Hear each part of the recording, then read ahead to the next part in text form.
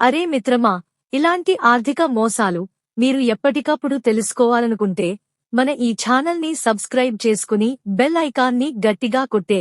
5 నెలల్లో ₹7 కోట్లు కొట్టేసిన సైబర్ నేరగాళ్లు రోజురోజుకీ రెచ్చిపోతున్నారు.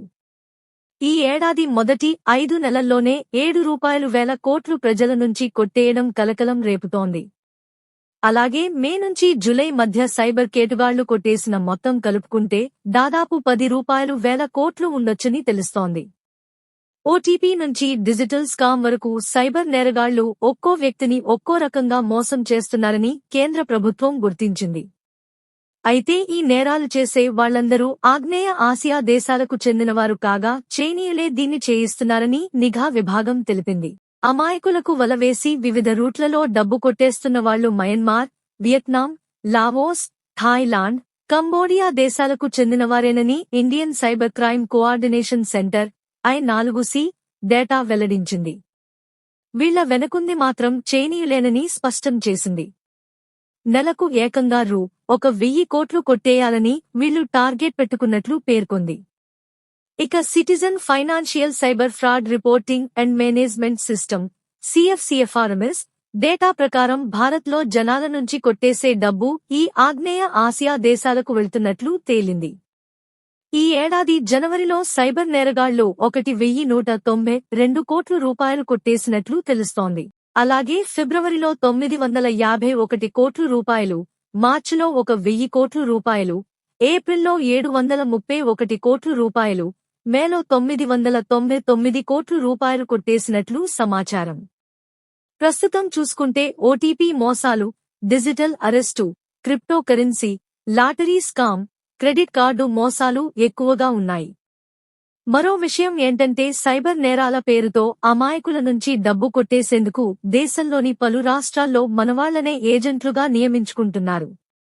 ముఖ్యంగా మహారాష్ట్ర, జమ్మూ కశ్మీర్, తమిళనాడు, ఉత్తరప్రదేశ్, ఢిల్లీ తదితర ప్రాంతాల్లో వందల కొద్ది ఏజెంట్లు సైబర్ నేరగాళ్లకు సహకరిస్తున్నారు. అందుకే సైబర్ నేరాల పట్ల అప్రమత్తంగా ఉండాలని, తెలియని లింకులు నొక్కవద్దని, బ్యాంక్ డీటెయిల్స్ ఎవరికి చెప్పొద్దని పోలీసులు హెచ్చరిస్తూనే ఉన్నారు. అయినా కూడా జనాలు వాళ్ల ఉచ్చులో పడటం ఆందోళన కలిగిస్తోంది. పాయింట్స్ క్లెయిమ్ నంబర్పై ఆఫర్ ఉందని చెప్పి మోసం చేయడం, పెళ్లి చేసుకునేందుకు అమెరికా నుంచి వస్తున్నట్లు నమ్మించడం వంటి అనేక మార్గాల్లో సైబర్ కేటుగాళ్లు జనాల నుంచి డబ్బులు కొట్టేస్తున్నారు. ఇటీవలి డేటా ప్రకారం 2025 మొదటి 6 నెలల్లోనే మరిన్ని నష్టాలు సంభవించాయి.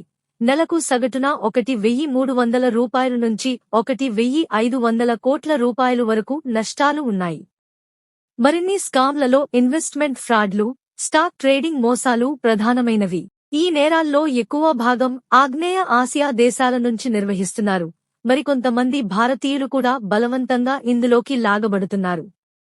జాగ్రత్తలు సూచనలు: తెలియని ఫోన్ కాల్స్ లేదా మెసేజ్లకు స్పందించవద్దు, ముఖ్యంగా పోలీసులు లేదా బ్యాంక్ అధికారులుగా చెప్పుకునేవారికి. ఓటీపీ, బ్యాంక్ డీటెయిల్స్, పాస్వర్డ్లు ఎవరితోనూ షేర్ చేయవద్దు.